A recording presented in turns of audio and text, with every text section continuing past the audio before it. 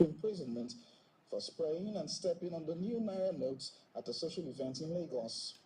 According to an investigation by the Commission, Bobrisky had also committed the alleged offense at some other event centers and parties at different times. The social media has been agog with pictures and memes as the arrest took over the space. On the EFCC Instagram handle, the story has garnered the most comments as many asked lots of questions about cross-dresser's arrest. The commissioner said he will soon be charged to court when investigations are concluded.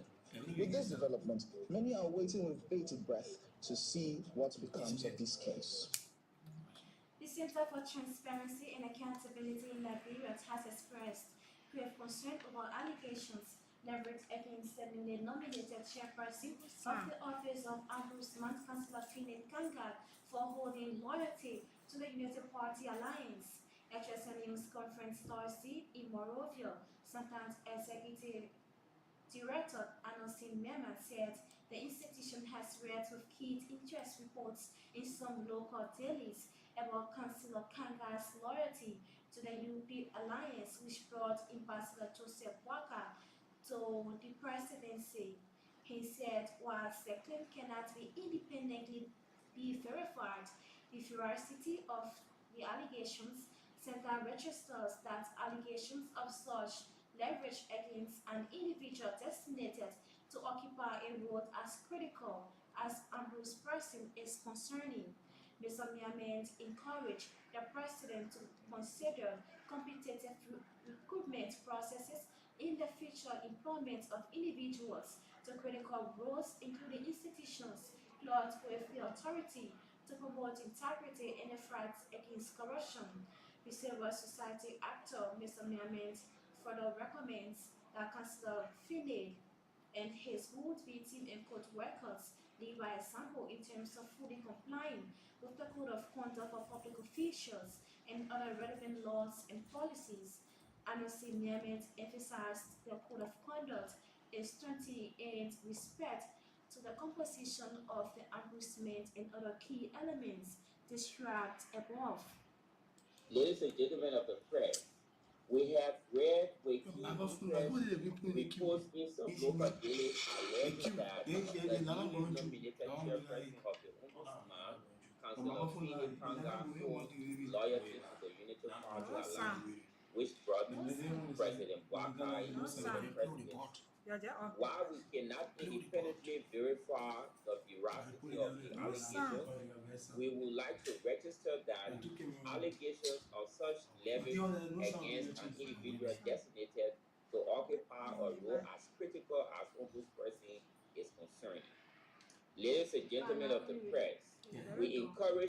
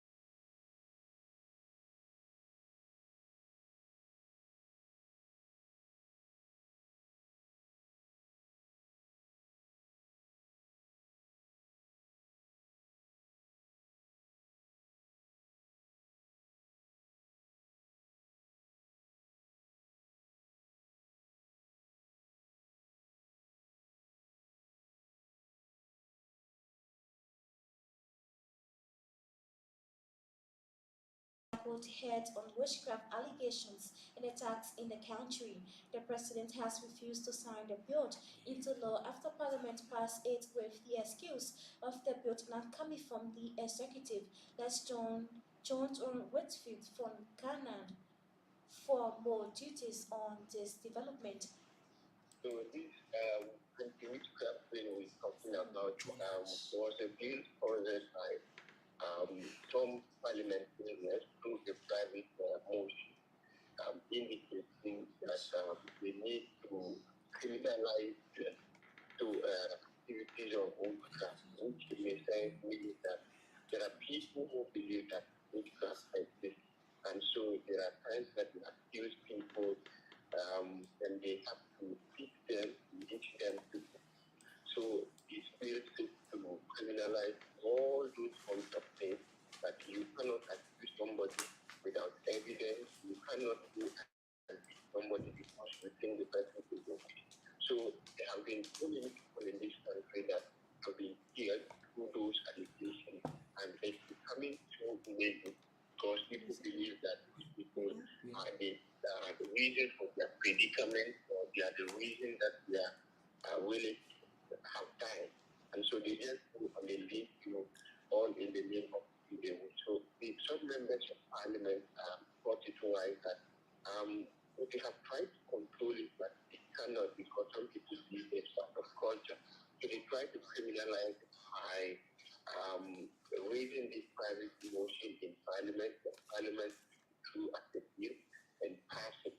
Now it is waiting for the president to sign, and it becomes a law so that it deals with anybody who accuse anybody or beat anybody because of the witchcraft accusation. So it's keeping the president very interesting. The president actually indicated that this bill was supposed to come from his office as the executive president, and we did it. And so because of that, he was not willing to sign it because he feared that at the end of the day, we're going to have some cost implications on the state. And then if it's going to cost the state, then it means that someone from the executive, or it should come from the office of the Attorney General or the Minister of Justice, and not the private member of Parliament. So he's not going to attend to it. And then people have raised concerns that the time this bill was passed, Ghana's parliament was actually considering passing the LGBTQ bill as well. And so they feel like the president was using that one as the hazard to refuse to sign the LGBTQ when they done passing it. And of course, that actually had happened because the witchcraft bill has not been passed. The LGBT bill too has also been passed by parliament, and that one too is still hanging. The president have not signed it. So they feel he just doesn't want to go straight to the LGBTQ bill that he, as a person, doesn't want to associate himself with. So he's using this anti-witchcraft bill as an excuse so that when it gets passed, he can get away with it. Most recent findings of Integrity Watch Liberia have revealed a total of over US 50 million is generated annually by stirring up the server to Saint Morning inquired industries at the detriment of the country without substantial benefits to the citizens. Integrity Watch Liberia is the secretariat of the African Parliamentary Network on Illicit Financial Flow and Taxation, chaired by Wirraji County Senator Francis Dopo, presented the findings along with recommendations to the PNFFT Wednesday at the Capitol Building in Moroville. The executive director for RWL, Harold Addo, said that the latest findings show his institution's comprehensive study on the Saint Martin inquiring industry. According to him, the move shed light on the diverse financial landscape within the sector, adding that analyzing revenue data spanning multiple compounds and fiscal years. Mr. Nato, that's Adul, stressed that the study highlights significant verifications in operational skills and market imports. In the findings, the RWL post disclosed that Ever Bridge St. Martin Bridge races that's average revenue of US 300, that's 3,809,09 and US 1,146,536.36 million per year, noting that Fashio Quarret earns US 8,738.18 daily and US 2,630,192.73 million. We are here to inform you that since 2012 up to 2023, we have given up to 133.7 million waivers in tax incentives and 116 million between 2015 and 2016 respectively. These tax incentives that we have given averages 30% of our revenue and 6% of our GDP. Our research also shown that normally when we give these tax incentives, there is an assumption that it will help to create jobs, it will help to grow the local economy and so forth. Our research shows that none of these incentives have been able to accrue the jobs that we all aspire for and also to grow the local economy. It has not been so. Again, we've not also been able to properly monitor the incentives that we give, because the incentives are given that it will bring some dividends back to the country. We have not also been able to obtain that dividends. The extractive sector, primarily mining, accounts for a significant portion of tax expenditures, constituting 36.5% of revenue collected from the sector.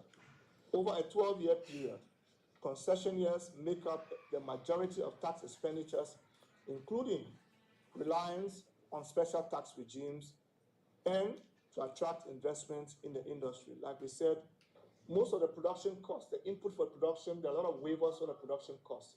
There is no monitoring on these waivers. For example, if you give waivers on the capital infrastructure like machinery, crude oil, and other inputs that are going to go into the production costs, on which we give some of these incentives, there's no proper monitoring to make sure that some of these waivers do not even find their way into the commercial market. We like to draw your attention, members of the caucus, that these tax incentives has become detrimental to our economy in the country, and we are not getting the benefits that are supposedly should come to the country, either in terms of employment, either in terms of the economy, either in terms of creating jobs and so forth. So we would like to crave your indulgence, members of the caucus, to see reason to look into the need to reform our laws around tax incentives. Receiving the findings, the chair of the African Parliamentary Network on Illicit Funding, Float and Taxation, Senator Francis Dopo thanked Integrity Watch Liberia for what he termed as excellent research. He said the submission of the findings is timely effort and it will inform the decision of the 55th National Legislature to act in accordance with the recommendations and right the wrong in the sector. At the legislature. Today again we have a study. We hope and pray that our partners will provide us support. We are hoping that indeed we can have this legislation on the export proceed repatriation. As you know, our gold, diamond, and are so out there, but the money stay out there. They are so in U.S. currency. They are so out there. They're not repatriated to Liberia. So the FX, probably will Liberia is part of that, because it's almost like a double capital flight. We give the guy the incentive. They go out there, they sell our gold and diamond. They only repatriate, they want to pay salaries. Then they bring in things and get duty free. That's double capital flight. So we believe that indeed working together as a caucus will be able to champion that process. Incentive is not bad. Let us not be misconstrued to the public. Incentive is not bad, but it's an intent to incentive. It's a trade-off. Okay, so whatever you are going to trade out there, if it is not equal to or less than the social cost, then it is not optimal. It's not good. You cannot say that you're giving out, a tax holiday for people to get job, and then when you go see, they don't even have the job, or they get the job but they are underpaid. Okay, you give it out there, and people go out there and import things that you can already produce in your country. Okay, they give job to people who should not have been given job to. They don't transfer, the training, the know-how, other thing. So that is not good. That's the kind of that's the approach that we are looking at. Okay, for the ABDEC caucus. So I want to say thanks to the public.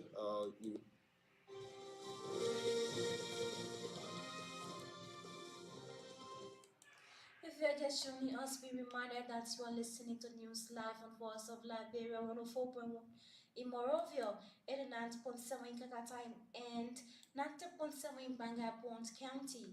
News Live is a 30 minutes of news, views, information about Liberia and the rest of our one world. And to this development, law enforcement bodies in Sierra Leone are currently investigating a suspected case of human trafficking involving 57 people. These people are intercepted in the northern part of Sierra Leone, Calabar district at a palace that's at a place called Bandit Park.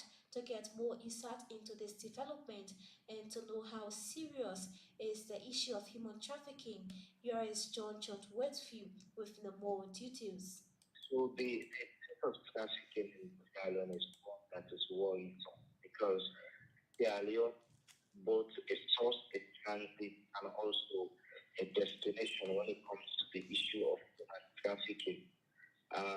People have been deceived by their traffickers and they play what they call the proxy scheme. And most times, whether sexual exploitation, labor exploitation, and in some extreme cases, organ removal. And so for these 57 people, they left Freetown on board the vehicle, passed through McKinney, which is in the northern part of the country, and eventually they ended at a place called Kabbalah in Pitak. And these 57 were then about to be taken to two Nissan buses and route to Guinea and eventually to Mali. But while they were in Kabbalah, an intelligence was passed on to the Sierra Leone police in Kabbalah. Immediately they acted upon that intelligence, intercepted the 57 people, and then two suspects were among those 57 who were about to take these people to Guinea and then to Mali. We have about 14 boys that are minors, 14 boys minors, and 17 girls that are minors. And what will interest you is that the lowest age among them is a 2-month-old baby. A 2-month-old baby is the lowest age among them. And also have 26 of them who are adult female, and the 2 are perpetrators that are men. The House of Representatives has concurred with the Liberian Senate on the resolution for the establishment of a World and Economic Crimes Court in Liberia. The plenary decision to concur with the Senate's resolution follows a thorough review and consideration of the Senate communication transmitting the joint resolution, which was recently signed. The House of Representatives acknowledges the Senate's amendment to the House's original resolution. The House of Representatives expresses its commitment to ensuring timely concurrence with the Senate's amendment, reaffirming its dedication to advancing the cause of justice and accountability in Liberia.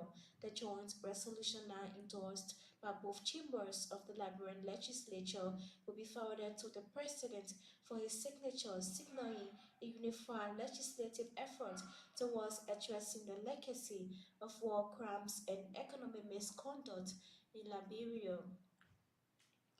A permanent and concerned citizen of Liberia, Smith Tubat, has predicted the loss of many lives by the excessive speed of Western clustered iron ore trucks operators if the government fails to institute measures operating as an iron ore mining concession. The Western cluster mining has hundreds of heavy-duty trucks and large earth-moving equipment to transport the iron ore to the free port of Morovia through the Bomi-Morovia corridor. The company and the Liberian government agreed to truck the minerals during the night hours, specifically beginning at 7 p.m. for the protection of lives and properties along the route. While speaking to the media on Thursday on the Bushot Island, Mr. Tupac strongly opposed the agreed term as it is too early, thus proposing a new term which is either 11 p.m., 12 or 1 o'clock a.m., adding that the corridor is normally free for trucks to move. He believes if the national government does not make a quick intervention giving his recommendation and urgent consideration, there could be a major casualties, including the damaging of properties by those heavy-duty trucks. The trucks from Western Cluster, if nothing is done, they're going to cause a major disaster or casualty within the the the Poor River Belt to Freeport. I believe if they want to transport the iron ore by trucks, they can start moving, let's say by 11 p.m. to 12, 12, like 1 a.m. in the morning. By that time, the street is clear. But you cannot look at people coming from work, people, parents are in keke, in car, breadwinners, they are going home, and then you are allowing those heavy trucks to be on excessive speed moving among know that those iron ore bring in revenue for the government, but at least there is some procedure they need to take to restrict those guys from causing major disaster. As early as 7 p.m. to 8 o'clock, when you are coming from work, those are all that go and do business to town and you are returning, you see those huge trucks running on hyper speed. And sometimes you will see the other one overtaking, like they are rushing to get something as a land that they do it, they pay them according to the trip that you made. So some are rushing to go back to make, more than 2-3 trips. And I got information that it was alleged that sometimes they travel the bet, the camel. Some will tell a friend I will be reaching in less than 30 minutes. Some people say I will reaching in 20 minutes or in an hour. And the last time they were coming out, I had to drive all of the road, almost enter into the ditch because they don't care. They don't care who is driving or who is along the road, while a pedestrian or car or motorcycle. And if nothing is done, if the national government don't put stop to it, you're going to hear, a major disaster. Even here that sometimes they kill people along the street and then the truck go. But more people are not coming to the press or more people are not coming to the media to flag this issue. I don't know what the government is doing. You taking iron ore trucks, iron ore that most often transported by train, railway, other country. Then you put iron ore in trucks where people are, selling, people are moving, populated district. Meanwhile, Mr. Smith Tubat has installed the Inspector General of the Liberia National Police, Councillor Gregory Common, that's Colonel Gregory Common, and his team for strictly regulating the smooth flow of traffic from Vietnam to Twilight on the Bushot Island and urged the LMP to continue on such path. The national police, they are doing their best because when it comes to people currently, those people that are selling on the street, before then, I used to take before I go on the street, even to pass Douala with my car, I never used to use it, but now you can pass Douala freely, or the police have, make the market here to make way, that cars can pass, if pedestrians can walk freely. They are not selling along the road, they are doing the best in that area. I believe that it should not only be, restricting only the market here, they should also restrict those cars, those trucks that are running excessively, trying to take a left or peaceful citizen. They should also make the government concern, also the national police. So once again, I want to extend my thanks and appreciation to the police director, Gregor Coleman, and his team. I believe that they are all, guys of experience and whatsoever thing that bring to their attention. I believe that they're going to take action on that. So once again, let them, try their best because very soon you will hear major disaster on that road. The Coalition for Democratic Change has termed as a patriotic and democratic step taken by a majority member of the Liberian Senate to sign an amended joint resolution to establish the World and Economic Crimes Court in Liberia. Addressing a news conference recently at the headquarters of the CDC, a Secretary General Jefferson Koji said Liberians knew that wanted justice who have been served as evidenced by the joint resolution signed by the 55th National Legislature. He expressed pride in the bold step taken by the legislature to establish the World and Economic Crimes Court in Liberia, which he stressed that it was initiated by the Weah Taylor administration. Cogitated the chair of TSEC, the Legislative Caucus of the Coalition for Democratic Change, Marquette County Senator Nathaniel Mankio, for his leadership among his colleagues to affix their as individual signatures to bring the code to the country. According to the Secretary General of the major opposition political party, ex-President George Weah sacrificed his time, energy, and resources to disarm rebels and bring peace and stability in Liberia during a critical period of the country's history. He believes the resolution paves a way to ending the culture of impunity in Liberia. History of the world in this country, the carnage and the Machiavellian history of our country. So we knew that no matter how long it was going to take, because we know we were on a quest to bring impunity on our time. We want to sincerely commend those patriotic sons and daughters for their great sense of gallantry, who have seen the need to come together and act in accordance to what is appropriate for the greater good of our country. So yesterday, indeed, history has been made. We are former young and student activists in this country who went to jail, who were prosecuted, but with everything said and done, even the Ellen Johnson Sirleaf regime did almost every other thing.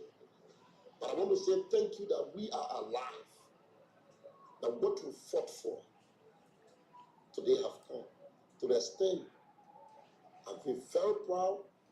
In opposition, we stood, we fought for it. Even in my government, when there were a voice to be identified, our voice were loud and echoed without stupor. We were calling and yelling for the establishment of the War and Economic Crime Code. So again, even though being victimized and being gaslighted and mischaracterized, to the extent, some of our police who are cowards, who are unable to confront us.